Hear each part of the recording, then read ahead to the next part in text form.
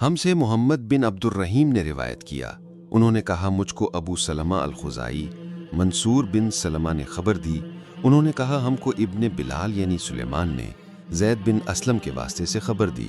انہوں نے عطا بن یسار سے سنا،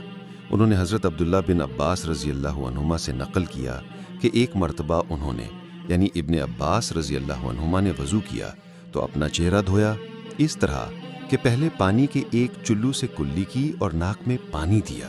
پھر پانی کا ایک اور چلو لیا، پھر اس کو اس طرح کیا یعنی دوسرے ہاتھ کو ملایا، پھر اس سے اپنا چہرہ دھویا، پھر پانی کا دوسرا چلو لیا اور اس سے اپنا داہنا ہاتھ دھویا، پھر پانی کا ایک اور چلو لے کر اس سے اپنا بایاں ہاتھ دھویا، اس کے بعد اپنے سر کا مسح کیا، پھر پانی کا چلو لے کر داہنے پاؤں پر ڈالا اور اسے دھویا، پھر دوسرے چلو سے اپنا پاؤں دھویا یعنی بایاں پاؤں،